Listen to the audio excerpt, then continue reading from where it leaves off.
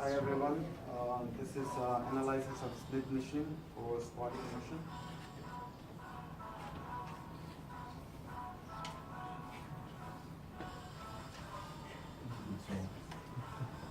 Starting position is neutral with feet shoulder width apart, weight bar resting on the upper back and gripping bar with both hands, hip and knee are in extension. Starting with squatting down is eccentric contraction of muscle which includes hip flexion, knee flexion and dorsiflexion. For hip flexion, antagonist muscles are gluteus max and hamstrings, which are bicep femoris, semitendinosus, and semimembranosus. Antagonist muscles are gluteus medius, quadriceps, which are rectus femoris, vastus lateralis, medialis, and intermedialis. For knee flexion, agonist muscles are quadricep muscles, and antagonists are hamstring muscles. For dorsiflexion, agonist muscles are gastrocnemius and soleus. Going back to starting position, it is a concentric contraction of muscles which includes hip extension, knee extension, and plantar flexion. Basically, all the muscles that's included in the squatting down position are similar to going back to starting position, except for all the muscles are concentrically contracted.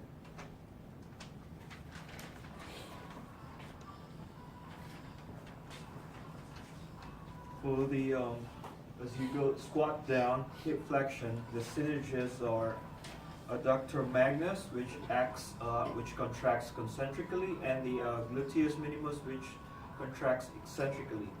While the stabilizers for the hip flexion are the calf muscles, which are the gastrocnemius, which contracts isometrically, and the soleus, which contracts eccentrically.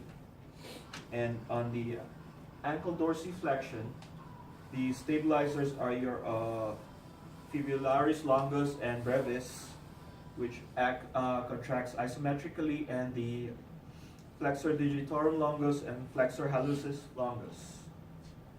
For the squat up position, or going back up to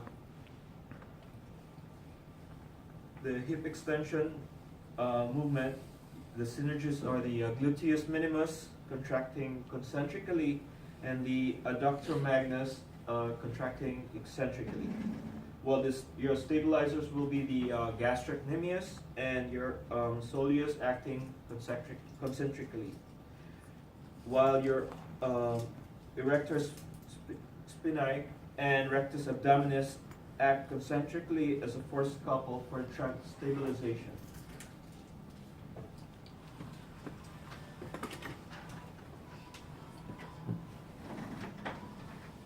So the alternate exercise that we chose is the lunges, which is also against gravity.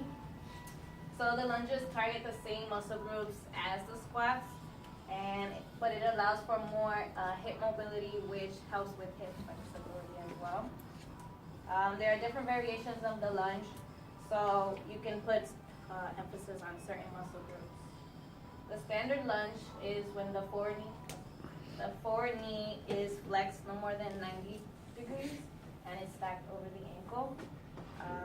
The prime movers in the downward movement are the hamstrings and the gluteus. They contract eccentrically and they perform proper knee flexion and hip extension to control the motion safely.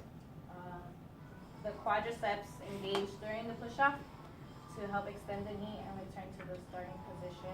And to put more emphasis on the quadriceps, you can shorten the stance, or to put more emphasis on the glutes and the hamstrings, you can lengthen the stance. And then also during the lunge, you have stabilizers. So the gastrocnemius is actually also working as a stabilizer for the knee flexion. And then the tibialis anterior comes into play with the lunge, and it's working concentrically to prevent you from going forward. And to maintain strength in the calf, the soleus is working synergistically with the gastrocnemius to maintain the strength as you come down.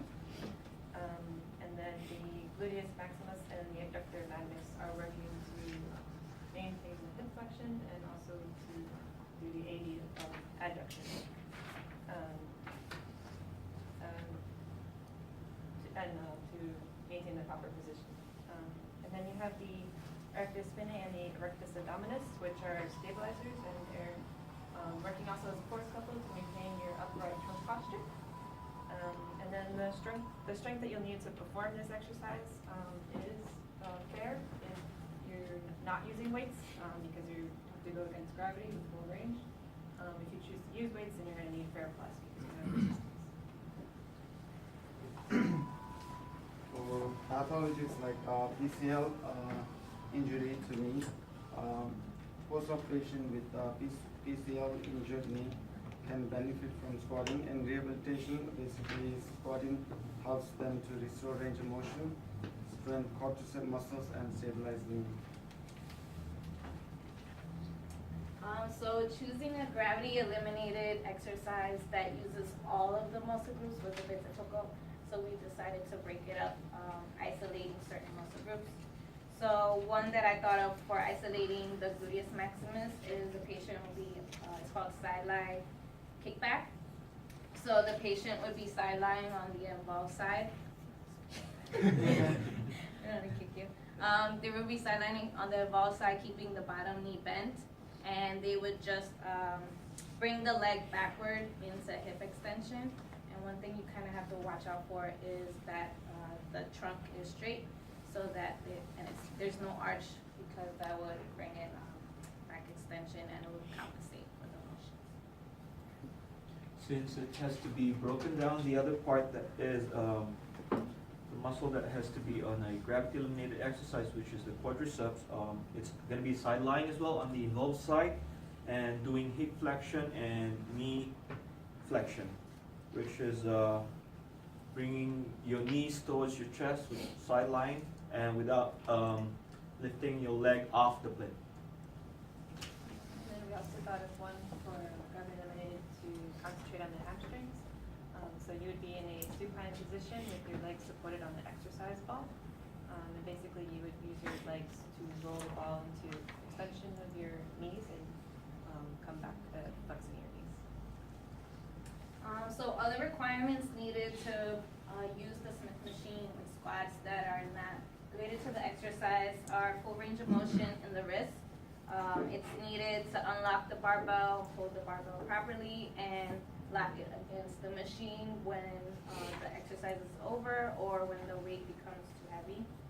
And also proper balance. It's needed to limit injury. So it's basically the ability to maintain the body center mass over the base of support. Without good balance, the exercise cannot be completed. There's risk of injury or falling. And the person should try a variation squat where they can use a wall for stability, or they can also sit in a chair and stand up. Some contraindications in using the squats machine would be hip surgery, because you can't flex past 90 degrees. And if you have the improper position, you risk the internally rotating, which you cannot do post hip surgery, hip replacement surgery. And then there's also, if you have a post ligament surgery, especially the PCL, posterior cruciate ligament, because of the pull of force of the femur to go anteriorly, you're going to risk re-injuring it after surgery. If you have a torn meniscus, you want to avoid it because you don't want to have, if you had surgery to repair it, you don't want to avoid further tears. And if you have severe bursitis, because you're going to be sharing forces and added friction with this exercise, so you wouldn't want to use it. But just a note about the hip replacement or the ligament, or even if you have a knee replacement surgery, it's contraindicated in the acute phase post-surgery, but pending medical approval, this exercise can actually be beneficial. Before I say the precautions, I forgot to mention regards to the squat exercise, the feet are in a closed back position where the joints and the ligaments allow no movement. It is best because transmitting static forces are great in a closed back position, as well as you have a heavy load on your shoulders. Now, regarding precautions, injuries to the knee joints and ligaments, angle of inclination and angle of torsion, arthritis, femoral acetibular impingement, as well as not doing the proper technique is really bad, and most of all, you gotta breathe. Finally, benefits about this squatting exercise are strengthening of the muscles that we mentioned earlier, and which helps to better balance and mobility in a person's gait, and it also aids in waist execution. Thank